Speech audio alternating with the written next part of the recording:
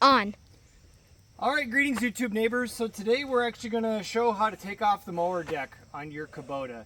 So Kubota's is different. You're not supposed to drive across it. It does look built up enough that you could, but that's not what you're supposed to do. So I wanted to show the technique that I use. So step one is actually have your 3-point linkage all the way up, because the linkage on your 3-point is how the mower deck lifts. Currently my mower deck is actually pinned up, and so it will only drop so far, but I need to unpin it first.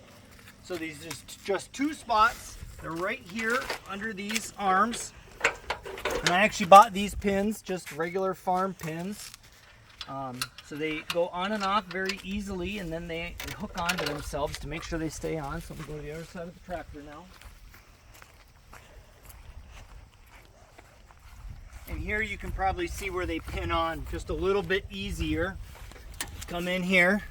These are the pins I'm talking about. So I just undo that.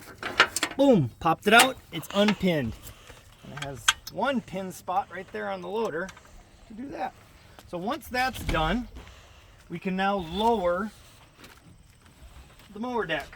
And it uses your 3-point linkage. And I just put it all the way down. And now we have to remove the lift arms. So the lift arms are on these pins. Again, there's two of them. And this one I sort of jammed together. I might have to jostle this thing just a little to get it to let go. I'm probably going to just do this one last. It's not normally this hard. This one I did bend a little bit, and so I bent it back. It was kind of when I was still learning on how to do this, and I wasn't as gentle or as thoughtful as I should be. And there, I got it free. It's kind of nice to have these little grooves so the pin will stay back. Once you got that done, all right, and then just, it's going to go back around the tractor. And we're going to get the second pin. This one, you'll notice, just comes off a little bit better. Just get it where it's easy to grab at. And you just kind of wiggle it back and forth. And then you feel the lower arms come down. All right. All right, next step is actually to remove this front bracket. This one's pretty easy. Just undo it, let that drop, put it back. So you need this to stay up, because obviously you don't want to get caught on anything. And then that front mount, it just lets go. That's all it does. That's how you pull it forward. All right, and finally, I'll have you stay here, but I'm going to undo this PTO shaft here. So I'm going to scoot underneath the tractor. And I generally find it's easier to go from underneath here, and then it's a pretty easy. You just squeeze the PTO shaft, the collar, squeeze it backwards, bam! And actually right now, the mower is actually fully disconnected, just sitting under the tractor. All right. And so now we get to the trick that I guess I've come up with to get this thing off. You'll notice I got the bucket on, pointed down. I'm going to use the bucket to lift the whole front end of the tractor up, mainly getting these tires way out of the way, and I will pull the mower deck out from underneath. So having a spot of concrete is what's going to be valuable here. This deck weighs about 400, 500 pounds. It's easy enough to shift, but not always super user-friendly. So I'm going to get that process started.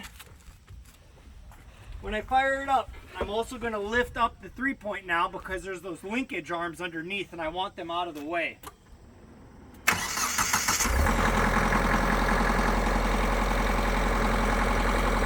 I've lifted up those arms.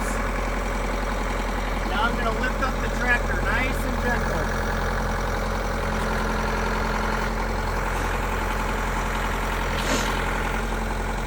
I'm watching here because the tire kind of moves a little bit. Making sure I'm gentle enough. And that should be good. All right.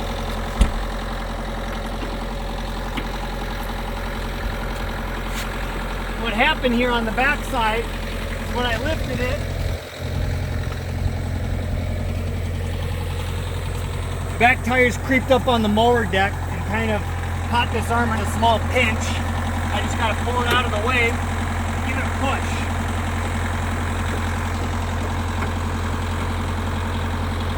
There. Now all the wheels are turned.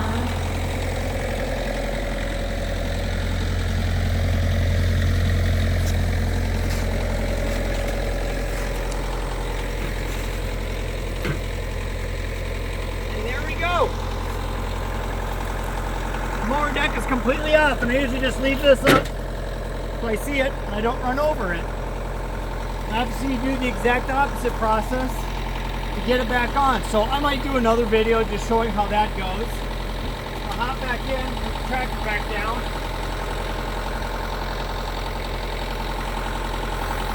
Again, nice and easy. You want to be real slow when you're doing it.